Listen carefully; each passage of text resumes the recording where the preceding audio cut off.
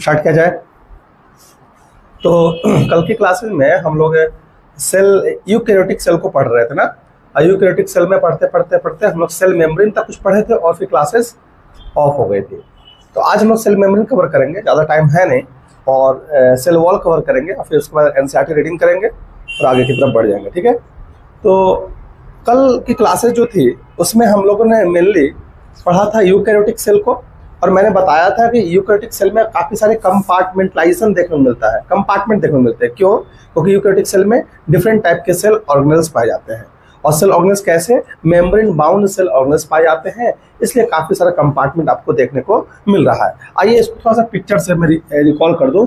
ये देखिए, ये आप बोले थे कल फास्ट हो गया था, तो ये सेल है और हमारा ये न्यूक्लियस है। फिर यहाँ पे आप देख रहे हैं एंडोप्लाज्मिक रेटिकुलम आपको इस तरह से दिख रहा है, ये आपका माइटोकॉन्ड्रिया है। ठीक है, ये आपका गोल्जी बॉडी है। देख लेते हैं साइटोप्लाज्म काफ़ी सारे कंपार्टमेंट में डिवाइड हो गया है ना।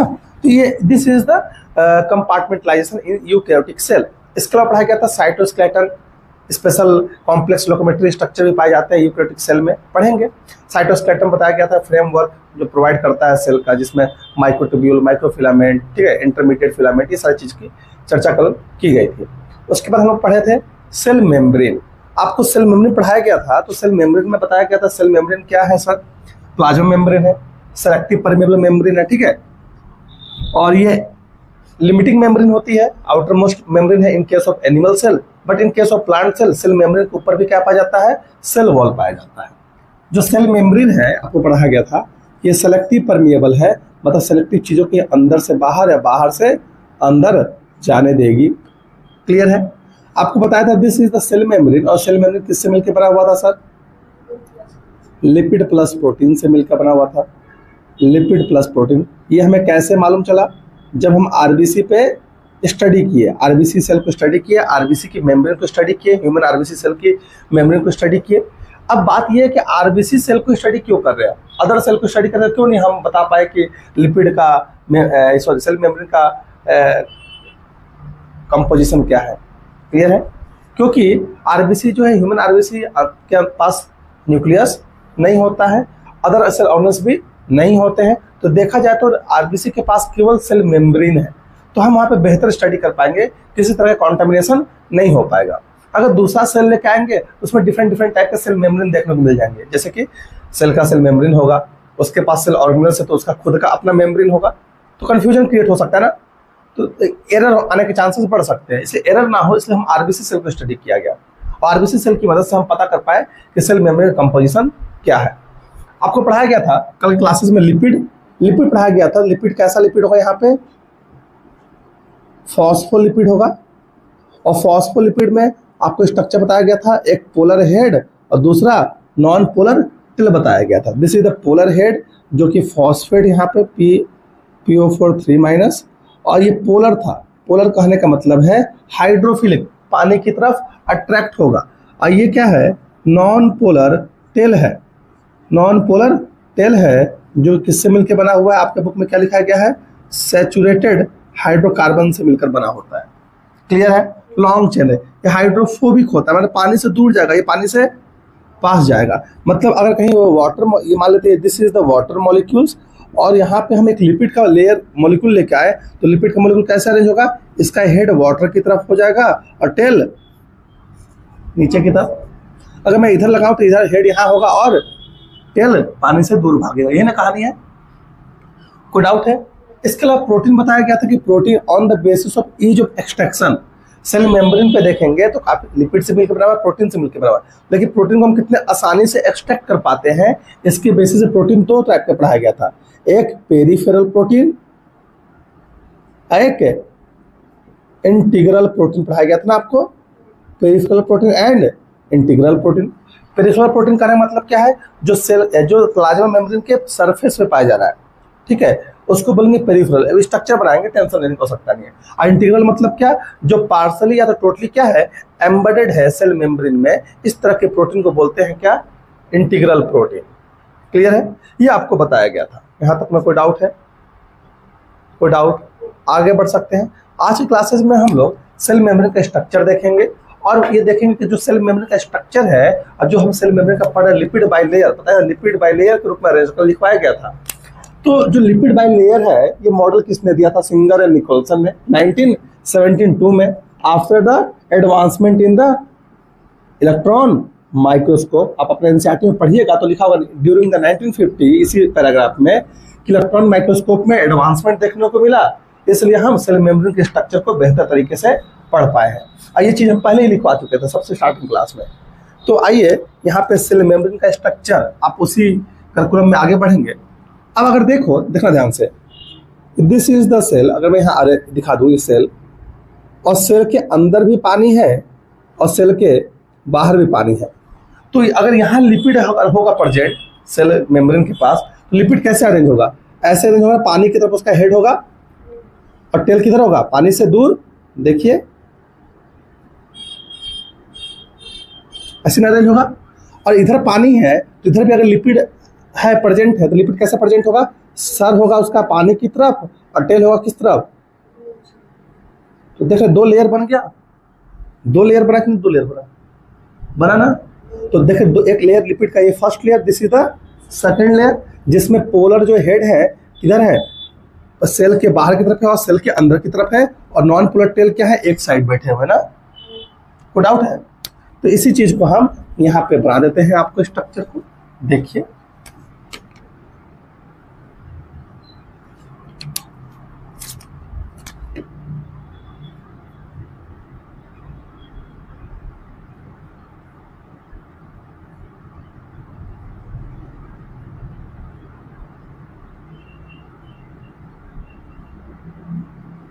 देखो ना, अब अंदर भी पानी और बाहर भी पानी रखा हुआ है। इसी स्ट्रक्चर को भी जूम करके दिखाएंगे, टेंशन नहीं लेना है। ये फर्स्ट लेयर है, आइए सेकेंड लेयर है किसका सर? Lipid bilayer. यहां से देख सकते हैं क्या है?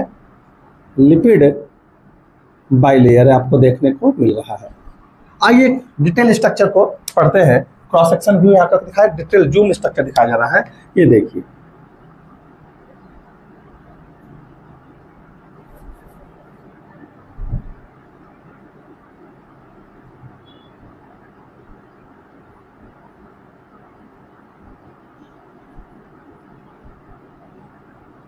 हो सकता है छोटा बड़ा हो जाए क्योंकि मेजरमेंट मेरे हाथ में नहीं है।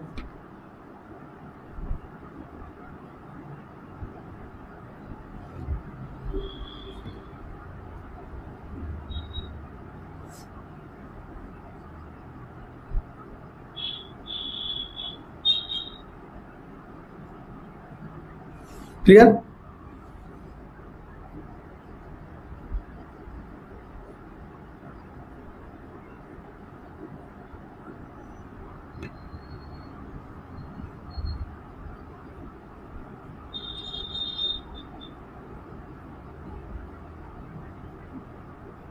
क्लियर?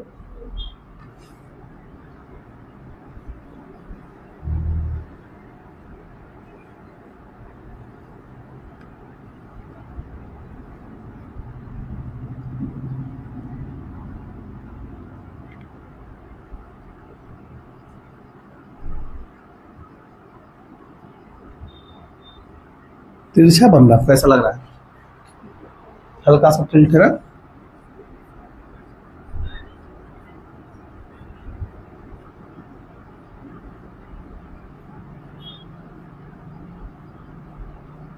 हालांकि इतना दूर दूर नहीं होता, सटे सटे रहेंगे यहाँ पे, ये एक दूसरे से चिपके हुए हैं, लेकिन यहाँ पे जूम करके आपको दिखाया जा रहा है इसलिए आपको ऐसा दिख रहा है। ठीक है?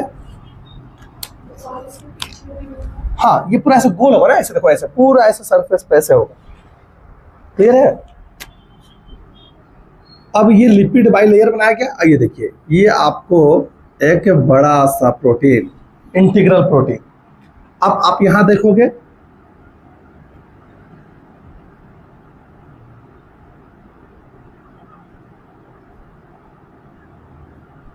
पार्सली सबमर्ज्ड है, और ये देखो ये प्रोटीन जो है ऊपर सरफेस पे प्रेजेंट है ना? तो ये जो आपको दिख रहा है, ये आपको यहां दिखाई दिया, this is the lipid bilayer.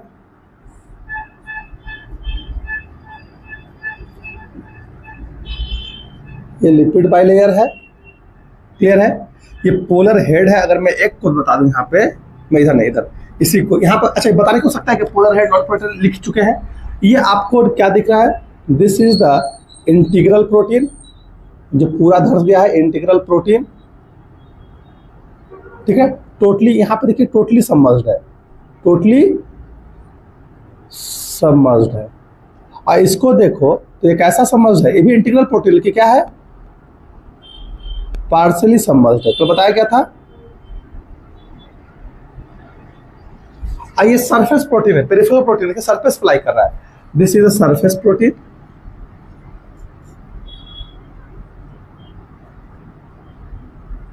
Clear है, कोई डाउट है।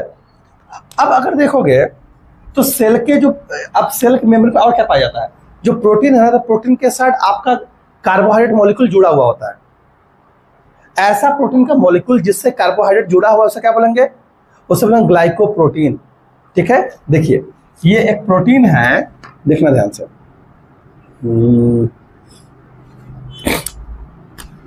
मैं कहाँ दिखा दूं, जगह नहीं है पास। ये देखिए सरफेस प्रोटीन, ठीक है। और सरफेस प्रोटीन बैठा हुआ है, इस प्रोटीन से क्या जुड़ गया, इस प्रोटीन से जुड़ गया है आपका कार्बोहाइड्रेट मॉलिक्यूल। अगर प्रोटीन से जुड़ रहा है कार्बोहाइड्रेट मॉलिक्यूल तो क्या बोलेंगे, ग्लाइकोप्रोटीन। कार्बोहाइड्रेट मतलब होता है ग्लाइको, ग्लाइको मतलब कार्बोहाइड्रेट, तो बताया भी गया था। और लिपिड से अगर ये जुड़ गया, देखिए लिपिड से अगर इस तरीके से जुड़ गया है तो क्या बोलेंगे, ग्लाइकोलिपिड, क्या बोलेंगे। तो आइए देखिए यहाँ पे ये जो स्ट्रक्चर है, this structure is called glycolipid, मैं लिख दूंगा अभी। और जो ये स्ट्रक्चर है इसको हटा देता हूँ, ये जो स्ट्रक्चर है दिस इज द ग्लाइको, और ये तो सरफेस प्रोटीन है,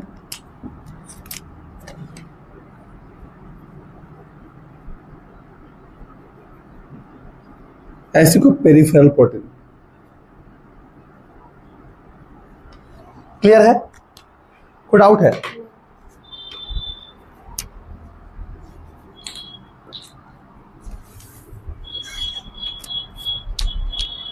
आगे बढ़ सकते हैं।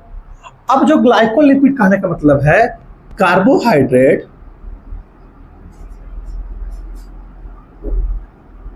अटैच विथ लिपिड, लिपिड के साथ अटैच्ड है तो उसे क्या बोलेंगे, ग्लाइकोलिपिड बोल रहे हैं। देखिए लिपिड के साथ अटैच लिपिड मॉलिक्यूल था, फॉस्फोलिपिड है। और ग्लाइकोप्रोटीन कहने का मतलब है कार्बोहाइड्रेट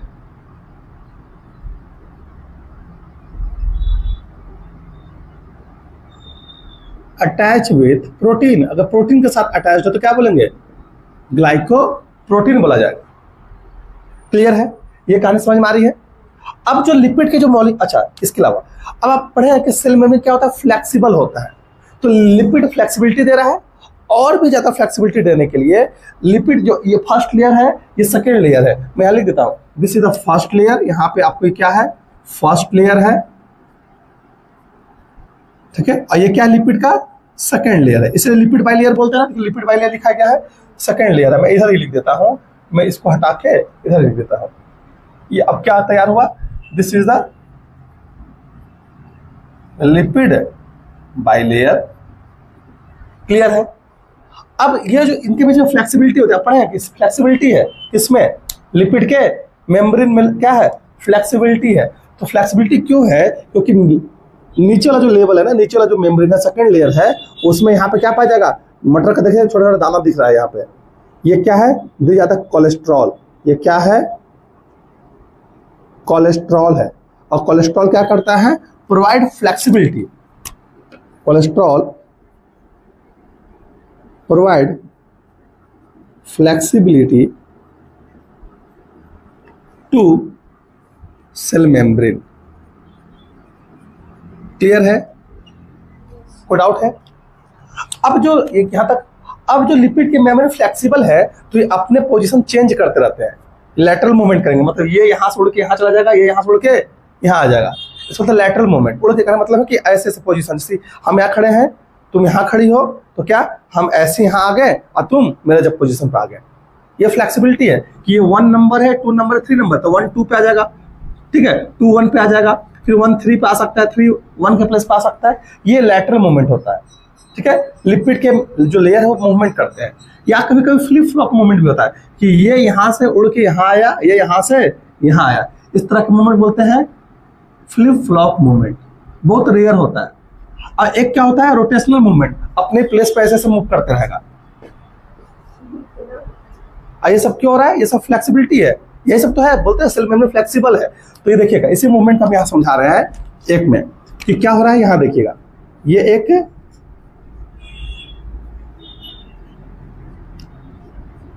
ये मूवमेंट है, लिपिड लेयर, लिपिड मॉलिक्यूल्स का क्या है, मूवमेंट है। मूवमेंट देखिए, या तो ये यहां से यहां जा सकता है और ये यहां से यहां आ सकता है, इसको बोलते हैं फ्लिप फ्लॉप मूवमेंट।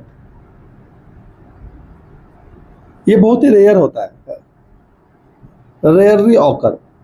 ये मूवमेंट है लिपिड लेयर का, मूवमेंट ऑफ लिपिड मॉलिक्यूल्स। ठीक है, दूसरा क्या देखिएगा, दूसरा आप देखिए कि लिपिड का मॉलिक्यूल या तो ऐसे भी मूवमेंट करते हैं,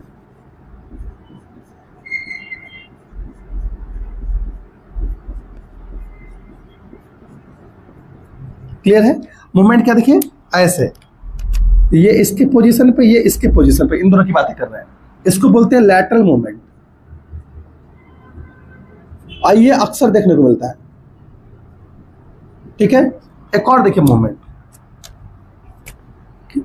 मैं ही ले देता हूं, बोले अभी बायोलॉजी में प्यार हो जाएगा भाई। ठीक है, अब ये कई बार रोटेशनल मूवमेंट अपने पोजीशन पे मूव करेगा, ये देखिए, इसको बोलते हैं रोटेशनल मूवमेंट। इंटरेस्ट लेके पढ़ेंगे तो बहुत कुछ सीखने को मिलेगा। आज सोचोगा बहुत चीज रटने वाला तो नहीं हो पाएगा, रटा नहीं जाता है। तो देख रहे हैं यहाँ पे मूवमेंट है ना, मूवमेंट ऑफ लिपिड लेयर्स या lipid molecules in a cell membrane. तो यहाँ मैंने क्या पढ़ाया कि मूवमेंट पढ़ रहे थे हम लोग, movement of lipid molecules with in lipid bilayer. ठीक है, अब जो ये स्ट्रक्चर पढ़े लिपिड बाइलेयर का, यहां तक कोई डाउट है। अब this lipid bilayer structure is given by the Singer and Nicolson, Singer and Nicolson in 1952। तो हम यहां लिख देते हैं lipid bilayer structure double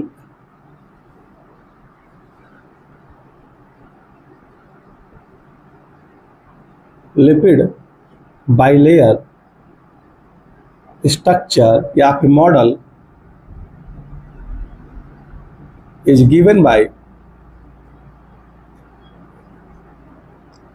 two scientist, scientist में नाम है singer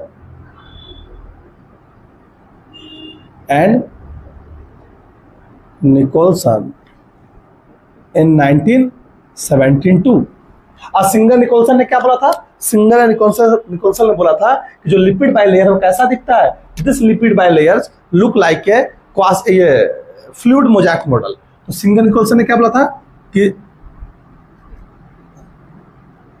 fluid mosaic model of cell membrane. ऐसे काफी सारे मॉडल है लिपिड का। अभी अभी इतना पढ़े अभी तक सेल मेम्ब्रेन में, इतना मतलब 0.1%, 100% में बोल दूं तो अभी कुछ पढ़े ही नहीं लिपिड में। अब सिंगर निकोल्सन ने बोला था लिपिड डबल लेयर स्ट्रक्चर, जो मॉडल था given by the singer Nicholson, और उस मॉडल का नाम क्या था, फ्लूइड मोजाइक मॉडल। इन्होंने बोला था कि समुद्र में देखते आइसबर्ग रहता है ना, उसी तरह से बोला कि लिपिड का समुद्र है, और लिपिड के समुद्र में जो आइसबर्ग है वो आइसबर्ग क्या है, प्रोटीन है। समुद्र देखे हैं, समुद्र में देखें आइसबर्ग होता है, आइसबर्ग या तो पार्सली होता है, सबमर्ज्ड होता है, या तो टोटली सबमर्ज्ड होता है। उसी तरीके से समुद्र को जब देख रहे हैं तो समुद्र क्या दिख रहा है, समुद्र है लिपिड। लिपिड क्या है, समुद्र जैसा है, और आइसबर्ग ऐसा क्या है, प्रोटीन है, जो पार्सली या तो टोटली क्या है, सबमर्ज्ड है। इसलिए बोला गया fluid mosaic model, passive fluid इसे बोलते हैं। तो फ्लूइड क्या बता रहा है, this fluid represent the lipid और this mosaic represent the protein part of the cell membrane. तो आपसे कोई पूछेगा कि फ्लूइड मोज़ेक मॉडल किसने दिया, तो नहीं बता देंगे, सिंगर एंड निकोलसन ने। ठीक है, यही है डबल लिपिड बाइलेयर के बारे में इतना सारा डिस्कशन किया गया है। क्लियर है? अब आप पढ़े हैं कि जो लिपिड, यहाँ फंक्शन अगर लिखवा दें यहाँ पे कि जो फंक्शन क्या है, यहीं पे फंक्शन लिख सकते हैं, फंक्शन यहाँ लिख सकते हैं इसी स्लाइड में। अच्छा, अगले स्लाइड में लिख देते हैं। फंक्शन आप पढ़ेगा कि फंक्शन क्या है सेल मेम्ब्रेन का, सेल ग्रोथ करवाता है, सेल डिवीजन में हेल्प करता है, ठीक है, सिक्रीशन में हेल्प करता है, इंडोसाइटोसिस में हेल्प करता है, ट्रांसपोर्टेशन में हेल्प करता है। ठीक है, अब ये सारे फंक्शन कैसे हो रहे हैं? अब ट्रांसपोर्टेशन कहने का मतलब क्या है कि देखो, ये यहाँ पे सेल मेम्ब्रेन है और यहाँ ग्लूकोज का मॉलिक्यूल है, तो ग्लूकोज का मॉलिक्यूल अंदर कैसे आएगा, पानी का मॉलिक्यूल है अंदर कैसे आएगा, या अंदर से बाहर कैसे जाएगा, कोई आयन्स है, सोडियम पोटेशियम है, क्लोराइड है, वो अंदर कैसे आएगा, इसी मूवमेंट की चर्चा करें। क्योंकि जो मॉलिक्यूल्स होंगे, जो मॉलिक्यूल्स जो अंदर से बाहर कर रहे हैं, या तो पोलर हो सकते हैं, या तो नॉन पोलर हो सकते हैं, या तो न्यूट्रल होंगे। क्लियर है? आइए इसी की चर्चा कर रहे हैं। चलिए फोटो लीजिए तो खटाक से।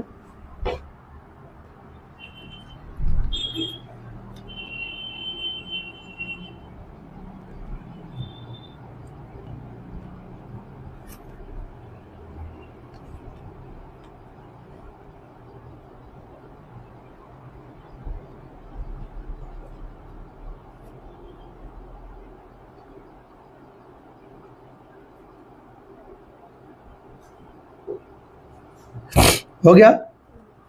इरेज कर सकते हैं, ज्यादा कुछ बचा हुआ नहीं है अभी।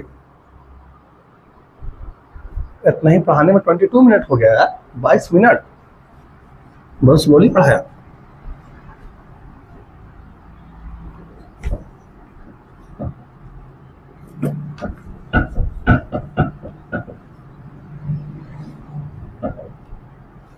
चौथा लेक्चर चल रहा है।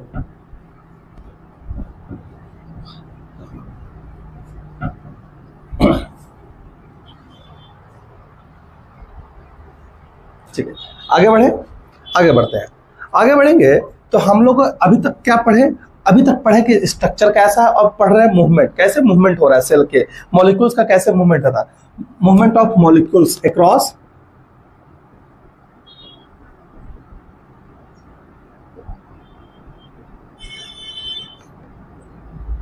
अक्रॉस।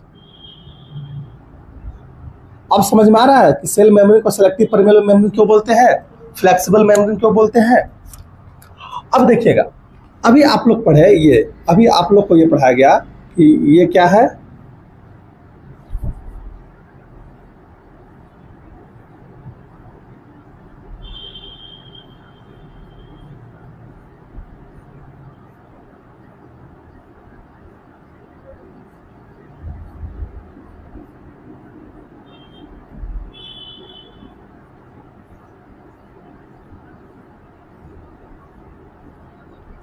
ये आप देख रहे हैं।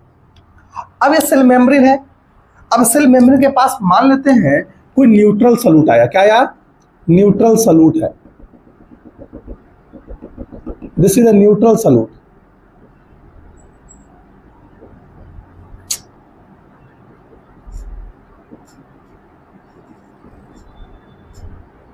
न्यूट्रल सॉल्यूट कहने का मतलब है क्या, उसके ऊपर कोई चार्ज नहीं है, न्यूट्रल है, ना ही वो पोलर है ना ही वो नॉन पोलर है।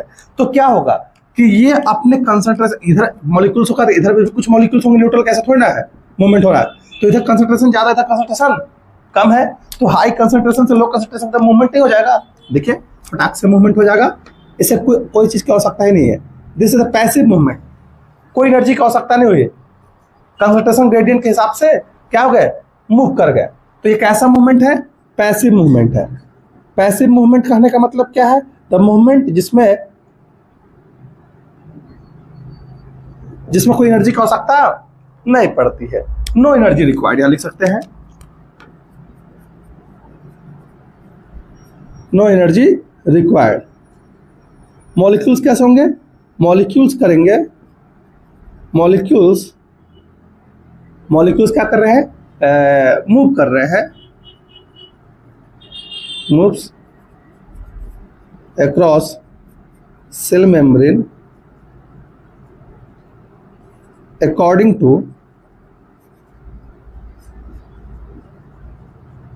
Concentration gradient.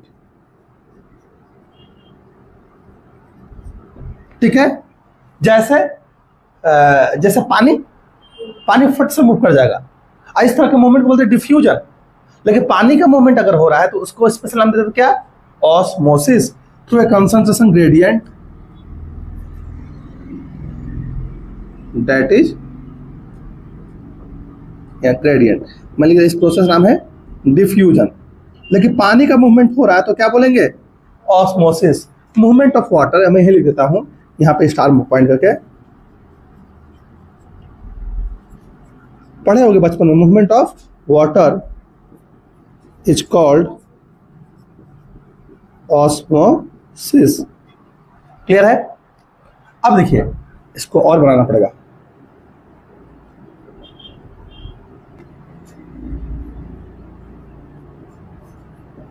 ठीक है, पहला मूवमेंट ऐसा हो सकता है।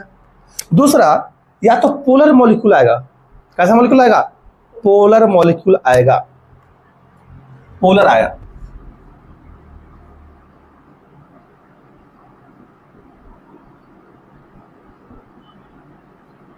पोलर मॉलिक्यूल आपको मालूम है, मैं पोलर मॉलिक्यूल के यहाँ रेड कलर से दिखा देता हूं, ये पोलर मॉलिक्यूल्स हैं, पोलर मॉलिक्यूल्स हैं। अब पोलर मॉलिक्यूल्स को इधर आना है तो कैसे आएगा? लिपिड कैसा होता है, लिपिड कैसा है, पोलर कि नॉन पोलर? और पानी कैसा है? तो पोलर नॉन पोलर में मिल सकता है कभी, तो आने लिए क्या करें, इसको रास्ता देना पड़ेगा। जैसे ग्लूकोज पोलर मॉलिक्यूल है, एग्जांपल लेके चलेंगे ग्लूकोज। अब इसको यहां से यहां तक आना है, पोलर मॉलिक्यूल है भाई, कैसे आएंगे, कैसे आएंगे भाई? पोलर मॉलिक्यूल ना, जैसे आप बोले पानी का मॉलिक्यूल्स का मूवमेंट कैसा हो रहा है, पानी एक पोलर मॉलिक्यूल है और पानी को इधर से इधर आना है तो लिपिड में मिक्स हो पाएगा?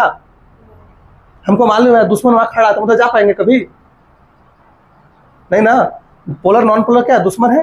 तो यहाँ पे एक पाथवे बन जाएगा, देखिए यहाँ पे टनल बन जाएगा, देखिए टनल, यहाँ पे एक टनल बनेगा, देखिए टनल, यहाँ पे क्या बन गया, टनल बनेगा। ये देखो टनल, जैसे पानी के लिए स्पेशल टनल बनता है जिसका नाम है एक्वापोरिन, टनल बन गया ना। एक रास्ता बना गया, राजा साहब आ रहे हैं भाई, रास्ता बनाओ। ये देखो यहां से यहां तक मूवमेंट हो गया। तो फैसिलिटी प्रोवाइड की गई ना, किसको, पोलर मॉलिक्यूल को फैसिलिटी दे रहे हैं कि भाई अभी सुविधा नहीं था, सुविधा देंगे तो राजा साहब बाहर से अंदर आएंगे, अंदर से बाहर जाएंगे। तो ये पोलर मॉलिक्यूल अंदर से बाहर कर रहे हैं, तो ये कैसे हो रहा है, फैसिलिटेड डिफ्यूजन हो रहा है।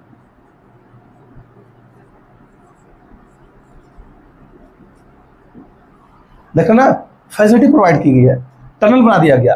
तो इस टनल का नाम है एक्वापोरिन। अगर पानी आ रहा था एक्वापोरिन है, ग्लूकोज आया तो ग्लूट4 है, पढ़ाया जाएगा आपको। इसके अलावा अगर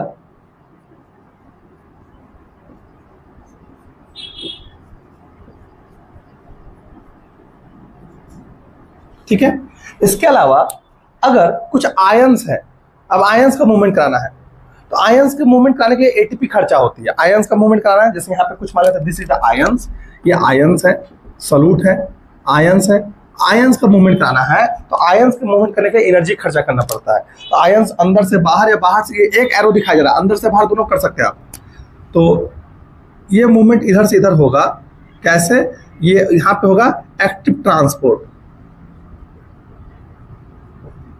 एक्टिव ट्रांसपोर्ट करने का मतलब है कि रिक्वायरमेंट ऑफ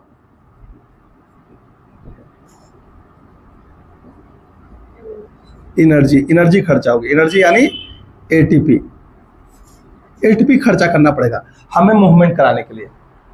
क्लियर है? देखना किस तरह से मूवमेंट हो रहा है अक्रॉस दी सेल मेम्ब्रेन। पढ़ते ना, सेल मेम्ब्रेन पार्टिकल्स को मूवमेंट कराने में हेल्प करता है, सेलेक्टिव परमेबल होता है। समझ में आ रहा है कैसे हो रहा है? क्लियर? अब आते हैं फंक्शन। अब यहाँ आपको पढ़ लिए, अब पढ़ना हम लोग को function of the cell membrane.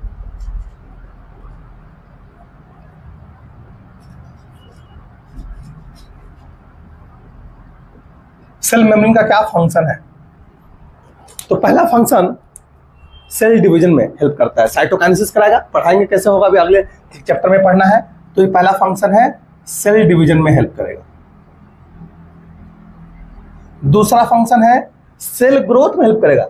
Cell छोटा था, सेल बड़ा हो रहा है, साइटोप्लाज्म जैसे जैसे इंक्रीज हो रहा है तो सेल मेम्ब्रेन क्या फ्लेक्सिबल है, वो भी बढ़ते जा रहा है ना, तो सेल ग्रोथ में हेल्प करेगा। ठीक है। तीसरा, सिक्रीशन में कुछ मॉलिक्यूल्स को बाहर भेजना है, सिक्रीट करना है, तो सिक्रीशन में हेल्प करेगा। चौथा, एंडोसाइटोसिस, किसी को अंदर आना है तो देखिए ये आपका ऐसे सेल में ऐसा बनाएगा स्ट्रक्चर और फिर एंडोसाइटोसिस कराने में हेल्प करता है, तो एंडोसाइटोसिस यानी फैगोसाइटोसिस में भी हेल्प करेगा। पांचवा, ट्रांसपोर्टेशन में हेल्प कर रहा है, देखिए ट्रांसपोर्ट पढ़ रहे थे अभी, ट्रांसपोर्टेशन में हेल्प कर रहा है।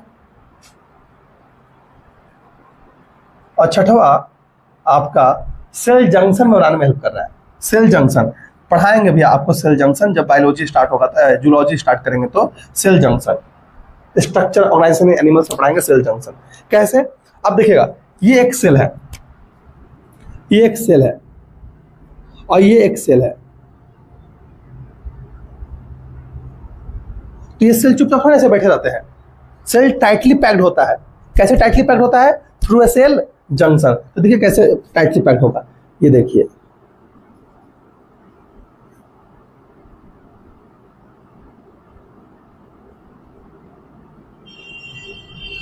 ये जो आपको दिख रहा है बीच में finger like structure, this is the cell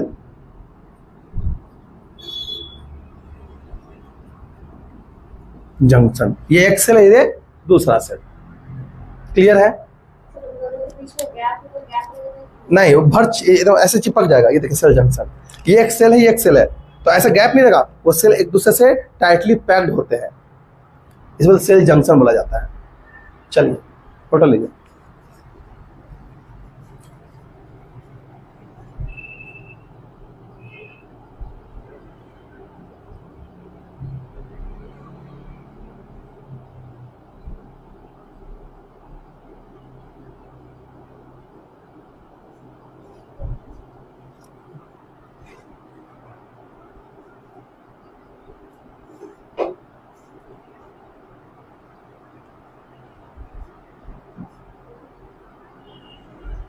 आगे बढ़े।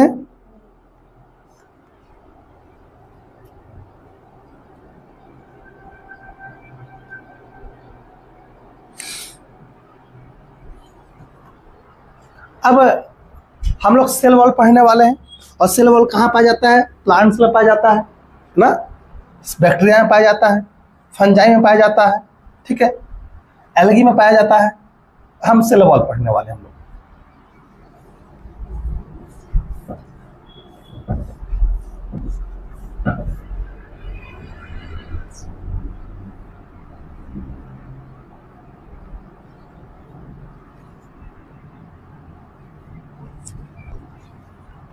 हम लोग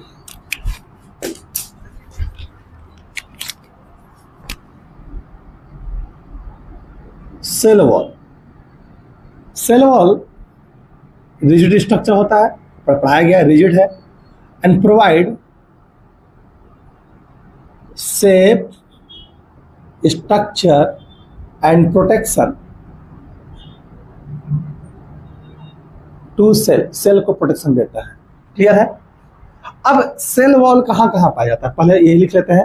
जैसे बैक्टीरिया की चर्चा किया गया है, तो बैक्टीरिया भी दो टाइप के होते हैं, एक आर्की बैक्टीरिया, एक यू बैक्टीरिया। पढ़ना है, चैप्टर नंबर 2 पढ़ाएंगे आपको जब यहाँ पे स्टार्ट करेंगे।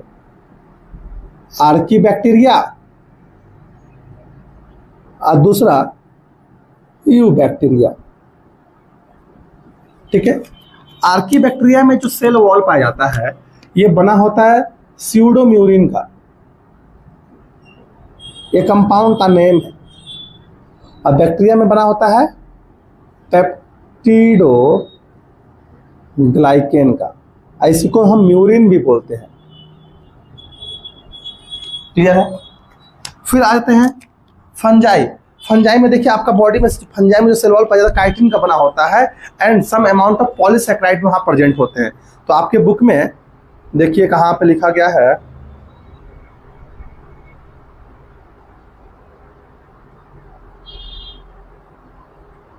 कहीं बताने वाला था मैं,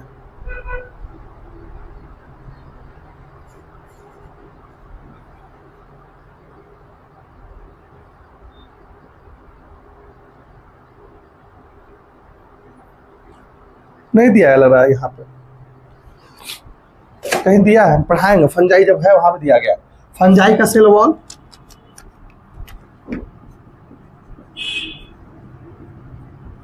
किससे मिलकर बना होता है? काइटिन का बना होता है। Chitin plus some amount of polysaccharide.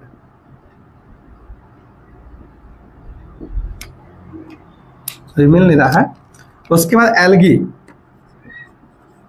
Algae का क्या दिया हुआ है देखिए तो, गैलेक्टेंस दिया गया होगा, मैनस दिया गया होगा, एंड कैल्शियम कार्बोनेट दिया होगा ना। सेलुलोज भी दिया हुआ है, सेलुलोज भी दिया है एल्गी का। देखिए सेलुलोज, गैलेक्टेंस, एल्गी पढ़ाएंगे प्लांट किंगडम में।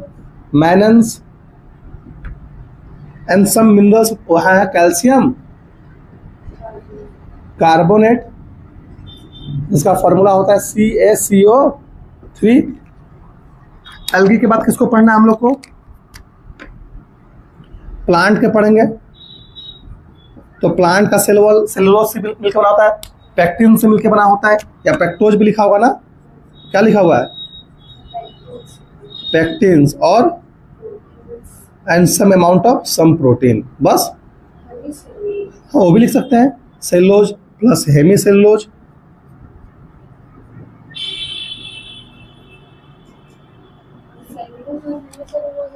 हाँ दोनों अलग कंपाउंड बनेंगे। क्लियर है? कार्बोहाइड्रेट मॉलिक्यूल्स, यहाँ तक में डाउट? ये सेल वॉल है। सेल वॉल प्रोटेक्शन देता है, स्ट्रक्चर देता है, ठीक है, शेप देता है, and it also provide cell to cell connection. Cells के एक दूसरे सेल से कनेक्शन देता है। मैं यहाँ लिखता हूँ it also provide cell to cell connection, also provide cell to cell connection. देखिए कैसे करता है कनेक्शन, कैसे देखिएगा।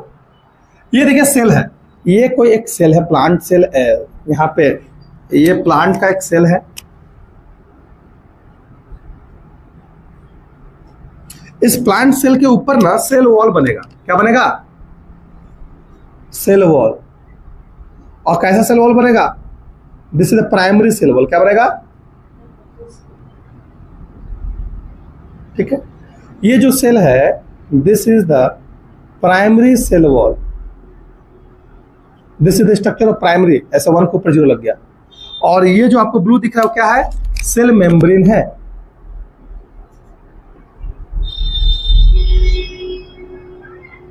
ठीक है, सबसे पहले क्या बनता है? प्राइमरी सेल वॉल बनता है, ताकि सेल का जब साइज ग्रो हो तो फ्लेक्सिबल होता है थोड़ा बड़ा, ताकि सेल अपने साइज को बड़ा कर ले। जब सेल अपने पूरे साइज को गेन कर लेता है तो यहाँ पे बनता है सेकेंडरी सेल वॉल बन जाएगा। देखिए कहाँ कैसे बनेगा? प्राइमरी सेल वॉल घटना स्टार्ट हो, कम होना स्टार्ट होगा, और प्राइमरी सेल वॉल के अंदर की तरफ क्या बन जाएगा? Secondary cell wall. देखिए कैसे,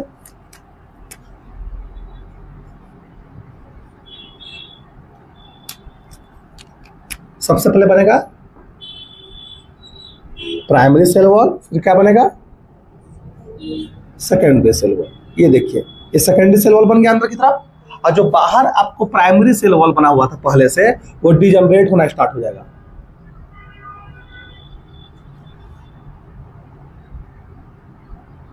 तो प्लांट में सबसे पहले क्या बनता है?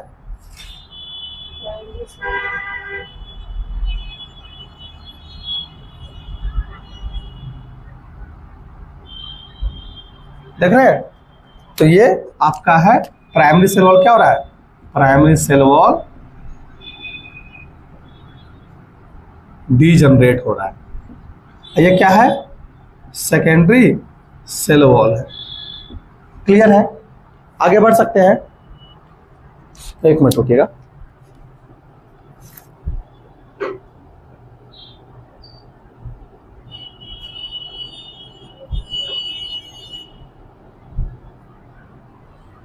आगे बढ़े। अब आपको यह लिखा है कि रिजिड है। देखिए प्राइमरी सेल वॉल फ्लेक्सिबल होता है, हल्का फुल्का। यह फ्लेक्सिबल है, इट फ्लेक्सिबल है। ठीक है, यह फ्लेक्सिबल है। सेकेंडरी सेल वॉल क्या है? रिजिड होता है। ठीक है, कोई डाउट है यहां तक में? ये फ्लेक्सिबल है, रिजिड है। ठीक है, और ये आपको बना हुआ है सेलुलोज से, हेमिसेलुलोज से, पैक्टिन से, and some protein, some amount of protein भी इसमें होते हैं। अब आपको पता गया कि ये आपको देखा शेप दे रहा है, स्ट्रक्चर दे रहा है, प्रोटेक्शन दे रहा है, तो समझ में आ रहा है। ठीक है, सेल वॉल जो होता है फ्रीली परमिएबल होता है। फ्रीली परमिएबल मतलब क्या, इट यहां से कोई मॉलिक्यूल्स अंदर से बाहर, बाहर से अंदर कर सकते हैं, बट एक पर्टिकुलर साइज तक ही। ऐसा नहीं कि फ्रीली परमिएबल कितने भी मैक्रो मॉलिक्यूल्स इससे आर पर होते जाएंगे। क्लियर है। यहाँ पे अब एक वर्ड लिखा सेल टू सेल कनेक्शन, कैसे देता है sir cell to cell connection, आइए इसकी चर्चा करते हैं। ये देखिए, ये आपका एक सेल मेम्ब्रेन है। पिक्चर को ध्यान से देखिएगा, बहुत इंपॉर्टेंट है, बच्चे कंफ्यूज करते हैं।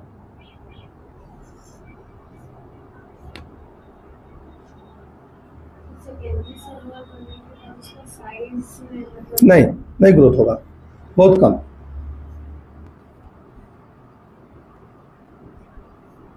देख रहे हैं, ये एक सेल प्लांट सेल, एक दूसरा सेल है, दोनों सेल में क्या है, कनेक्शन है। देखिए कैसे कनेक्शन है, इस कनेक्शन को बोलते हैं प्लाज्मोडेस्माटा।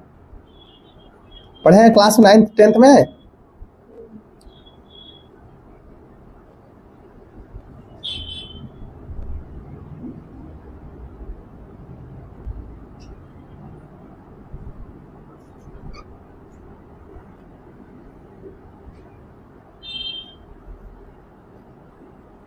देख रहे हैं, ये सेल वॉल आपको दिख रहा है, ये कनेक्शन है। ये जो कनेक्शन है ना, इस कनेक्शन को ही बोलते हैं प्लाज्मोडेस्माटा। ये जो कनेक्शन है, इस कनेक्शन का नाम क्या है,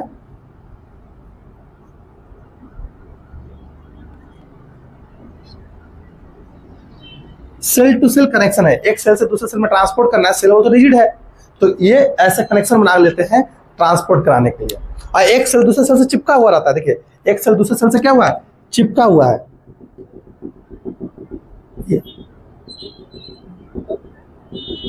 कैसे चिपका हुआ है, इस चिपके हुए मॉलिक्यूल को बोलते हैं कैल्शियम पैक्टेट। और ये इसको बोला जाता है मिडिल लैमेला। ये जो दिख रहा है ना, मिडिल लैमेला है, मिडिल लैमेला। अब मिडिल लैमेला किससे मिलकर बना होता है, कैल्शियम पैक्टेट का बना होता है, कैल्शियम पैक्टेट का बना होता है। क्लियर है। मिडिल लैमेला क्या कर रहा है, कनेक्ट कर रहा है एक सेल को दूसरे सेल से। और प्लाज्मोडेस्माटा क्या है, एक सेल टू सेल कनेक्शन है। ठीक है, एक सेल मेम्ब्रेन दूसरे सेल से कनेक्टेड है। ठीक है, अब देखिए इसी चीज को यहाँ लिखा हुआ है, आपको रीड करा देते हैं यहाँ पे ताकि कंफ्यूजन बच्चे को। The middle lamella is a layer mainly of calcium pectate. Middle lamella is a layer, it is mainly made up of calcium pectate with hold the glue. एक ग्लू की तरह काम करता है, glue the different neighbouring cell together. ये क्या करता है, ग्लू की तरह काम कर रहा है, एक पड़ोसी वाले सेल को एक दूसरे के साथ अटैच रखता है ना, नेबरिंग सेल को एक साथ बांधे रख रहा है। ये एक सेल है, एक दूसरा सेल है, दोनों सेल एक दूसरे से चिपके हुए हैं, बंधे हुए हैं, ग्लू की तरह चिपके हुए हैं। क्यों, क्योंकि इनके बीच में क्या है, मिडिल लैमेला है। और मिडिल लैमेला किससे मिलकर बना हुआ है, कैल्शियम पैक्टेट से मिलकर बना हुआ है। क्लियर है। फिर लिखा हुआ है the cell wall and middle lamella में बी ट्रांसफर्ड। ये देखा, जो सेल वॉल है और मिडिल लैमेला है, उनके बीच में एक टनल टाइप का स्ट्रक्चर दिख रहा है। This tunnel like structure called plasmodesmata which connect the cytoplasm of neighbouring cell. है ना, साइटोप्लाज्म को कनेक्ट कौन कर रहा है, प्लाज्मोडेस्माटा। तो लिख सकते हैं it connect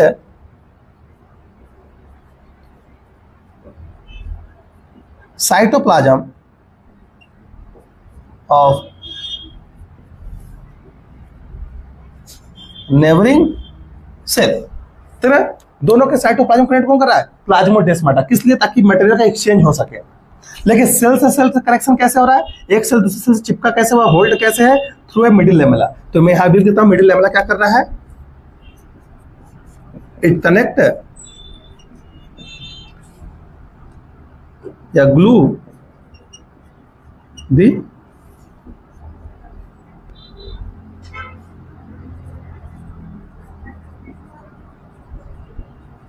neighbouring cell. Clear, कोई डाउट है। तो बहुत आगे तक बढ़ रहे हैं हम लोग। मात्र आपको लगता है कि अगले क्लास में 2 घंटे का टॉपिक बचा हुआ है, ज्यादा नहीं है, तो देखने में लग रहा है। तो बहुत सारी चीजें हम लोग पढ़ चुके हैं। तो अगले 2 क्लास में क्या हो जाएगा, चैप्टर क्लोज। तो एनसीईआरटी रीड करिए, पीवाईक्यू लगाना स्टार्ट कर दीजिए। बुक खरीदे पीवाईक्यू का, खरीदिए और इसको पढ़ना लगाते जाइए सवाल। नहीं तो पढ़ते चले जा रहे हैं, लगा नहीं रहे, तो फिर लगे कह रहे क्या कर रहे हैं। क्लियर। तो जितना पढ़ाएगा उतना को पीवाईक्यू सॉल्व करिए। तब समझ में आएगा कि तब पढ़, अरे ये तो पढ़ा हुआ है तब भी हमसे नहीं लग रहा है, ऐसा होता है। तो हम लोग सेल वॉल तक पढ़ चुके हैं। अगले क्लास में हम पढ़ेंगे endo membrane system. Endo membrane system में पढ़ेंगे हम लोग endoplasmic reticulum, Golgi body, lysosomes and vacuoles पढ़ेंगे। इतने सारी चीज पढ़ेंगे। देखिए endoplasmic reticulum, Golgi body, lysosomes and vacuoles पढ़ेंगे। उसके बाद माइटोकॉन्ड्रिया पढ़ेंगे, छोटा सा है। प्लास्टिड पढ़ेंगे, छोटा सा है। फिर उसके बाद प्लास्टिड में पढ़ने के बाद आ जाएंगे आपका स्ट्रक्चर, आपका राइबोसोम पढ़ चुके हैं, सेंट्रियोल एंड सेंट्रोसोम पढ़ेंगे, सिलिया और फ्लैजेला के स्ट्रक्चर पढ़ेंगे in case of eukaryotic cell, और उसका न्यूक्लियस पढ़ लेंगे। चैप्टर कितना बचा हुआ है? देख तो ये कहानी है। क्लियर? मजा आ रहा है? क्लास 10th 11th पढ़ने में डिफरेंस दिख रहा है? तो ऐसे डिफरेंस दिखेगा। मेहनत करना पड़ेगा। आपको अभी लग रहा होगा आसान है, आसान नहीं है। अगर आसान लग रहा है तो मूर्ख है हम लोग। टफ है ये टॉपिक, मैं टफ करके डरवा नहीं रहा हूँ, टफ है, मेहनत करना पड़ता है। विदाउट मेहनत आप नहीं आगे बढ़ सकते, नीट में सिलेक्शन नहीं हो पा सकता। क्लियर है? मेहनत करना पड़ता है और करना ही पड़ेगा। विदाउट मेहनत आपका कोई उपाय नहीं है। जाइए, जो पढ़ाएगा उसको नोट्स को पढ़िए, एनसीईआरटी रीड करिए, पीवाईक्यू लगाइए, तब आपका दिमाग लगेगा अरे यार ये तो सवाल नहीं लग रहा है। बुक खरीद दिया, एमटीजी का बुक खरीद दिया, रेहान का बुक खरीद, कोई भी बुक खरीद दिया, कोई सीनियर उससे मांगिए, जूनियर उससे मांगे, अगर नहीं खरीदने का क्षमता है तो। ऐसा भी होता है, हर चीज अपने से खरीद तो नहीं पढ़ सकते। मैं खुद अपने दोस्तों से मांग मांग के पढ़ता था। कितना बुक खरीदेंगे? कोई दोस्त बनी है अभी बायोलॉजी में का है तो आपका दोस्त, बाकी सब कहा, सब मैथ ले लिया, कोई बायोलॉजी नहीं लिया है, कोई बायोलॉजी नहीं लिया हुआ। बायोलॉजी के साथ यही पंगा है, सब पे भाग छोड़ के चला जाता है। तो जाइए बायोलॉजी का दोस्त बनाइए, लेकर आइए कोचिंग और बच्चों को।